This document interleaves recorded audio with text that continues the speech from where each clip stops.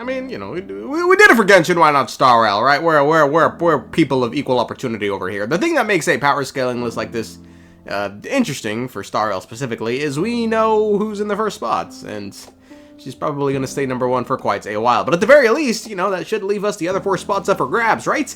Nope, because 4 of them are literally just members from the same group. So we're doing top 6 instead. So there's at least just 1 spot. But I mean, if you really think about it, that 1 spot's taken too. So I mean, another thing that makes a list like this extremely interesting, for lack of a better word, I guess, much more so than the Genshin one or even the Eons one, is the murkiness of some of these characters. Take the Trailblazer, for instance, whose physical constitution is unique in that they are hosting a Stellaron, which can alter not only entire worlds, like the Eternal Freeze on Eurelos 6, but even affect entire star systems, like when the Oak family managed to trap everyone in the Astana star system in the Order's Sweet Dream. Now the problem is, neither they nor anyone around them can activate it. I'm just kind of reminded of when Aventurine quickly floated the idea around as a threat, said, "Take back Penacony, I'm gonna activate that fucking Stellaron." And Acheron just looked at him, shut your dumb ass up, nigga, you can't do that. And now the problem is, there's something like this for a few more characters. Kafka is by all accounts an ordinary human, but has access to something called Spirit Whisper. That seems like it's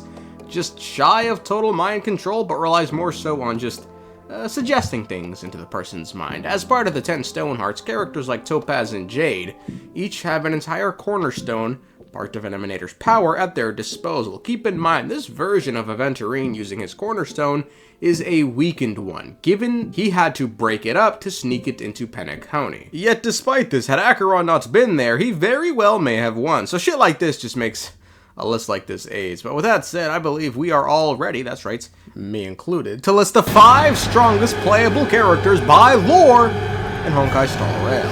In the, well, I guess it's 6. God damn.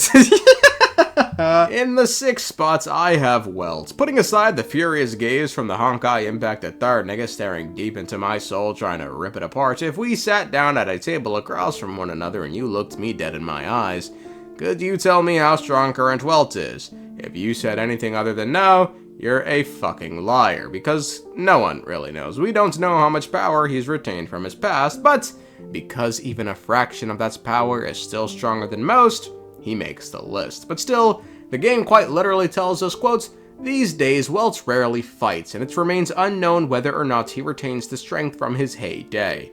In his past, Welt was the second Hersher of Reason, and what the Hersher of Reason can do is create anything, so long as the person understands it. The cane he wields is a copy of one of the 12 Divine Keys from Honkai Impact III, known as the Star of Eden, a weapon capable of manipulating gravity, hence the black holes. Quotes, "Gravity manipulation has remained his usual combat means ever since his cane was transformed from the Star of Eden. Whether or not Welt can use his original powers isn't known, as was previously stated. He hasn't yet, and if he can, he's probably saving it for when he really needs to." Although still, creating black holes, power so deadly, even Acheron had to bring it up, and we all know how this conversation went. Do they really think that a blade is more dangerous than that black hole you're wielding?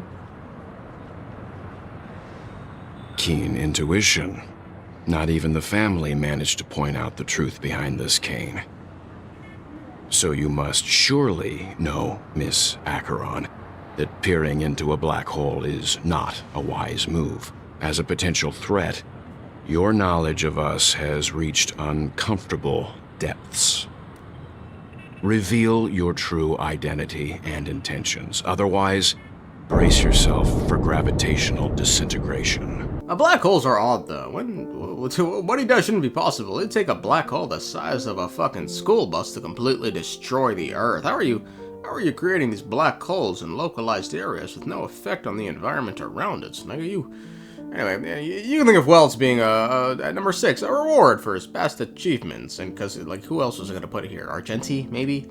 I don't know. At number 5, I have Blade, because he's a lot more straightforward. Immortality is one hell of a drug, although not as strong as some would make it out to be. I'll explain later. Blade, or Yingxing, was a member of the High Cloud Quintet. However, he was known for his craftsmanship more so than his fighting ability, and his claim to fame was creating weapons the other Quintet's members used. As a matter of fact, he wasn't really much of a fighter at all. However, he would become one born of blood. Following his banishment from the Luofu due to the great ambrosial arbor heist that left him cursed with immortality, he would eventually be found by the greatest swordmaster in perhaps the galaxy, Jingliu, who killed him hundreds, thousands of times, teaching him the way of the sword. Since then, he's joined the Stellaron Hunters, hoping to find a way to end his life permanently. While by no means the strongest fighter on this list, his ingenious craftsmanship combined with the trait of raw immortality makes him someone worth bringing up. Now, the thing about immortality, I will say, is it's a weird power, and that immortality, while incredibly useful on paper, can only go so far in reality, or well, in fantasy. Like in a battle of pure attrition, could Blade eventually defeat someone like Dan Heng? Sure, in some cheesy little way, I'll just sit here and wait until you die of age. Yeah, sure, but will he ever beat someone like Acheron? No, you know, if she strikes and it doesn't kill him, it'll do enough. You know, when he's knocked out, just chop him up, put him in different boxes, bury him at the bottom of the ocean, and then what? Honestly, Welt could probably just chuck him in a black hole and call it a day. Maybe check in every like 50 years. How you doing in there, buddy? The only real reason Blade is above Welt is because Blade's powers are more clearly defined, but you could swap Welt for Blade, and I wouldn't see anything wrong with it. Okay, with those done, it's the next 3 spots where this list becomes a straight battle, but I'm nothing if not a man of consistency. We'll see what that means in the future, trust. In the 4th spot, I have Dan Heng, former member of the High Cloud Quintets, former High Elder of the Videographers, imbibitor lunae, as one descended from Long, is capable of a whole lot of water fuckery. A magic known as Cloud Him allows the Videodora to, quote, manipulate water and control the rain, which we last saw when Dan Heng turned into Moses. Known more so as a healer during his time with the Quintets, Dan Feng was widely regarded for his power, and when he did take to the battle and used his powers, they would unfortunately dull his ability to give a flying fuck and would just start taking out people irrespective of whether they were friend or foe. As a matter of fact, it seemed like most of the time shit was going down, he'd be in the sky, just chilling in the clouds, looking down below. He thinks he's a lodestar, a VTOL warship, an orbital VSAT even. I mean, considering what he'd do when the time came for him to take action, it seems reasonable. Quote, the devastated Borisons began to flee. He knew it was time to carry out the duty entrusted to him, so he lets go, letting his consciousness disappear in storms and hails, letting thunder roar for him, letting tsunamis rage for him. He floated on top of clouds, watching the enemies getting swallowed by the watery abyss, and watching the land behind him. Many humans, Videodora, and Foxians were eternally left there, unable to lay their eyes upon their home ever again. He'd great flood the place. You gotta tip him, man. You can also just turn into a dragon. Let's keep that in mind. You can just straight out turn into a dragon. Not one to be trifled with, this Dong Fun feller. Dan Heng, however, that's a bit of a different case, as he has lost some of his power. Quote, Dan Heng's true form from his Videodora lineage carries the residual power left behind by his past incarnation, the imbibitor lunae. Damn, residual power, I didn't even peep that the first time. Combine this with the fact that he lives a much more tempered lifestyle, he's just chilling, we can place him lower. But even then, a residual amount of power from his previous self is still an absurd amount, but 4 is enough. Now, in 3rd is where I need to be consistent. She's my favorite, but we gotta have Jingliu here. The greatest swordsman in the Luofu, second to none in a duel. She was the leader of the High Cloud Quintet. She was also the strongest one there. Blade and Bai Heng couldn't fight. She was JingYuan's teacher. So then what about Dan Feng? Well, my friends, we have a quote for this. Quotes, huh? Quote, the High Elder of the Luofu, as haughty and detached as the moon in the sky, felt an irresistible temptation to duel with her upon witnessing her peerless martial prowess with just one simple glance. The spear and the sword sparred for many years without a conclusion, until she cleaved ocean tides in twain with a single clash in the Dragon Vista Rain Hall and finally won the High Elder's concession.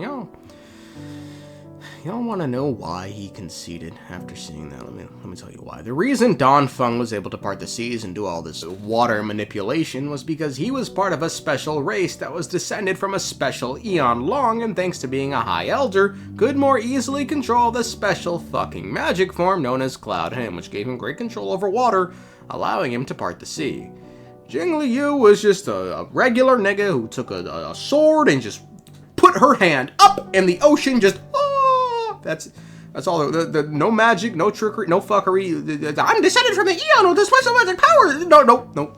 She just slashed and the ocean parted. And upon realizing this, he said, "Holy fucking shit, I am gapped to Kingdom Come. I concede to you." That's why he conceded, because that was some bullshit. Her long life, however, has given way to her becoming Mara struck. At one point, she became a homicidal maniac, which prompted General JingYuan to stop her. While he was bested in a straight test of steel, he eventually played his trap card, summoned the power of an eon, and blasted her. She then traveled amongst the stars and has come back seeking the death of Yao Shi.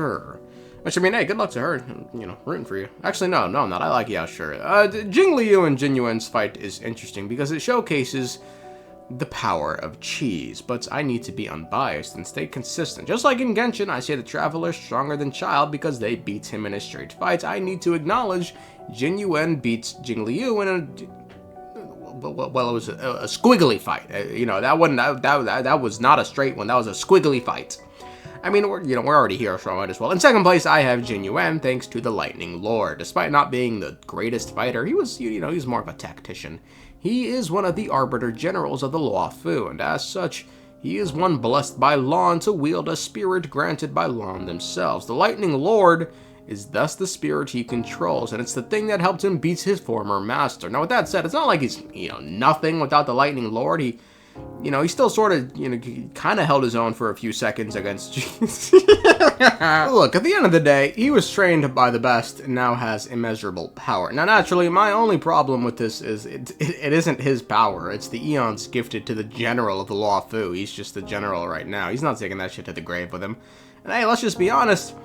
Hey, my boy's got more years behind him as general than in front. Fu Xuan's looking just licking her chops trying to become general, and as soon as he steps down, the Lightning Lord doesn't go with him. It's looking real slow, but still, we are focused on the present, and in the present, he has the Lightning Lord. He's beaten the best, and he's still the general. And he's also said to have had Emanator-like powers, according to Black Swan. Now, I won't lie, I remember Welt stating that the Arbiter Generals have power rivaling the Lord Ravagers, but let's be honest here, folks, this is some bullshit. What is going on in this entire cutscene? This is not two people of equal powers fighting. Fuck out of here, bro. Hey, maybe the other general, sure. Not JingYuan, though, let's just be honest. In any case, I have him at a respectable number 2 position. Now, number 1 is obviously Acheron, thanks to her being the only confirmed Emanator. Well, of the playable ones, Herta's Puppets isn't a fucking Emanator, and it's of Nihility, no less. But before being an Emanator, she was also the best practitioner of the sword on Izumo, if for no other reason because, well, she was the last one standing. Furthermore, the blade she wields is the Edict Edge Knot, a very powerful sword crafted in parts from the other blades. In the bodies of demonic monsters known as the Kami, 12 were made until 2 remained, and when those last 2 battles, Acheron and Hakuhatsuki, Acheron would emerge victorious, and the final blade, the one she wields right now, Knot, would be made. So yeah, she's broken. She's broken. Deus Ex Machina, huh? How we feeling, huh? And until we meet another Emanator, she's probably gonna stay in number 1. 1 slash. That's all it took to break Penacony's barrier. No counterplay. GG. Good night.